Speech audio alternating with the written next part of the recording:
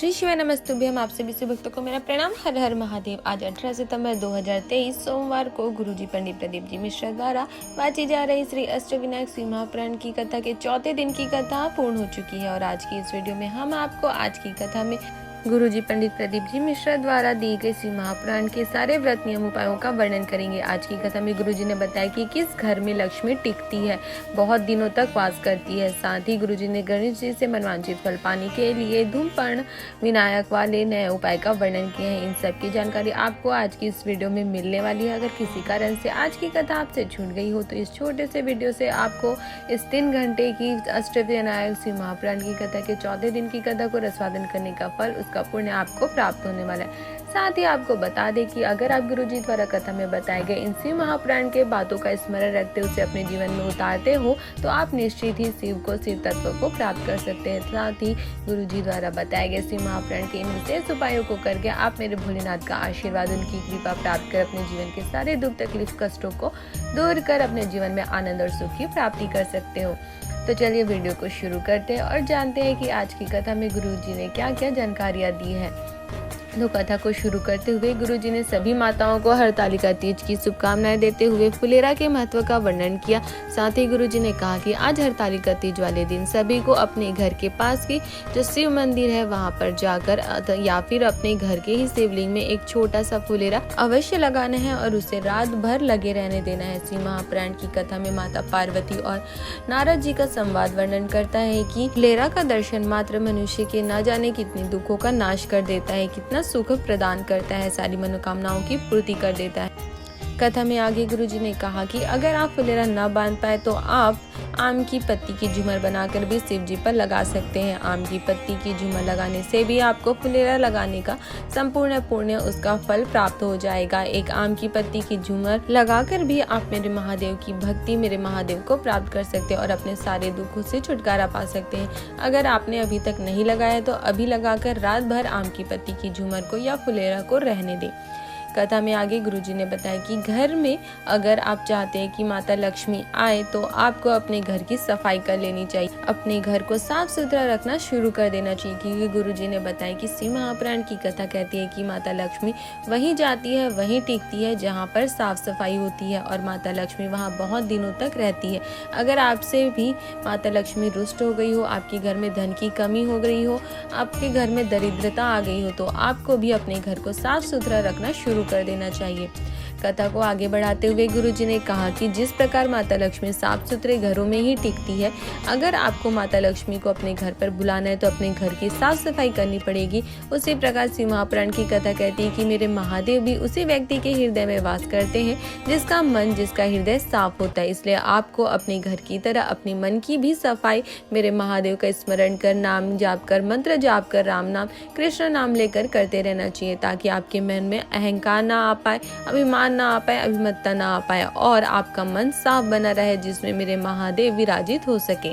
बढ़ते हैं आगे की जानकारी की तरफ। तो गुरुजी ने कहा कि शिव महापुराण की यह एक बात आपको अपने जीवन में हमेशा उतार के रखना है जो आपके जीवन में बहुत ही ज्यादा काम आएगी। गुरुजी ने कहा कि आप कभी भी बहुत बड़े विद्वान मत बनना, बहुत बड़े ज्ञानी मत बनना कि मुझे सब आता है, मुझे किसी भी चीज को सीखने की जरूरत नहीं है, मुझे कुछ भी जानने की जरूरत नहीं है, मुझे तो सारा कथा आता है। ऐसा नहीं बनना है, क्योंकि आप ज्यादा विद्वान बनोगे, ज्ञानी बनोगे तो आपके ज्ञान का पात्र छलकने लगेगा, लेकिन अगर वो पात्र खाली है तो आप उसमें जो भी भरते जाओगे वो भरता ही जाएगा। कथा में आगे गुरुजी ने हनुमान और रावण का उदाहरण देते हुए कहा कि हमेशा अपने जीवन में हमें हनुमान जी की तरह विद्यावान बनना चाहिए, न कि रावण की तरह विद्वान। हमेशा छोटा बनकर महादेव का नाम स्मरण कर, उनकी भक्ति में लगकर नाम जाप, मंत्र जाप कर अपने जीवन में आगे बढ़ता रहना चाहिए, न कि मैं बड़ा हूँ का अहंकार लेकर अपने जीवन को नष्ट कर लेना चाहिए।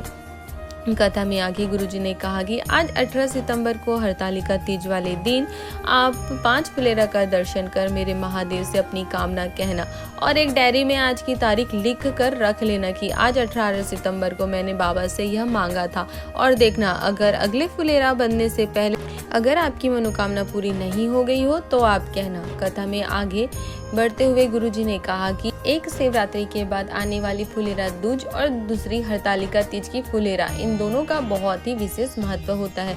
शिव महापुराण की कथा वर्णन करती है कि इन दोनों का दर्शन मात्र आपके जीवन में दुखों का नाश कर देता है, आपको अखंड सौभाग्य प्रदान करता है, आपको महादेव की कृपा, आपको महादेव की भक्ति प्रदान करता है। कथा में आगे गुरुजी ने सभी से कहा कि लोग कहते हैं कि महिलाएं घर की इज्जत होती है। गुरुजी ने कहा कि आप कहना नहीं, अपनी घर की महिलाओं को इज्जत देना सीखो, आदर देना सीखो। केवल कहने से कुछ नहीं होगा। गुरुजी ने कहा कि जो सम्मान, जो आदर मेरे भोले बाबा ने स्त्रियों को दिए हैं वो कोई नहीं दे सकता है। मेरे महादेव ने शिवलिंग को जमीन पर और माता पार्वती को ऊंचे स्थान पर विराजमान किया है। शिव महापुराण की कथा कहती है कि अपने घर की महिलाओं को इज्जत देकर देखो। अगर आपके घर की स्थिति, आपके घर का वातावरण नहीं बदल गया तो कहना। अगर आप अपने घर की महिलाओं को इज्जत नहीं करोगे तो वो भी आपकी इज्जत नहीं करने वाली है। इसलिए अपने घर की महिलाओं का आदर सम्मान करना चाहिए, उनको पूरी इज्जत देना चाहिए। कथा में आगे गुरुजी ने बताया कि अतिथि दो तरह के होते हैं। एक अतिथि, एक मेहमान वो होता है जो आपका मन देखकर आते हैं, और दूसरा अतिथि मेहमान वो होते हैं जो आपका मकान देखकर, आपका घर देखकर आपके घर आते हैं। कथा में आगे गुरुजी ने बताया कि जब गणेश जी को आप अपने घर में बिठाते हैं तो अगर आप चाहते हैं कि गणेश जी आपके घर में ही आकर आपकी पूजा स्वीकार करें और आप जो भी मांगो आपको गणेश जी वो 10 दिनों के अंदर दे दे, तो उसके लिए गुरुजी ने शिव महापुराण का एक बहुत ही अच्छा उपाय बताए हैं। तो गुरुजी ने कहा कि शिव महापुराण की कथा कहती है कि जब आप गणेश जी को अपने घर में ले आए और उनको विराजित करने के बाद जब आप गणेश जी की पहली आरती करते समय धूप बत्ती जलाए या गोबरी को जलाकर उसमें धूप छोड़ने के बाद गणेश जी का धूमपर्ण नाम कहकर पुकार देते हैं तो गणेश जी को आपके घर की पूजा स्वीकार करनी ही पड़ती है। उनको आपके घर में आकर विराजमान होना ही पड़ता है और आपकी सारी मनोकामनाओं को पूरी करनी ही पड़ती है। गुरुजी ने कहा कि ये गणेश जी का बहुत ही विशेष नाम है धूमपर्ण गणेश, जिसका नाम लेकर आप अपनी सारी मनोकामनाओं को पूरी करवा सकते हैं, गणेश जी का आशीर्वाद प्राप्त कर सकते हैं। तो बोलिए धूमपर्ण गणेश जी की जय।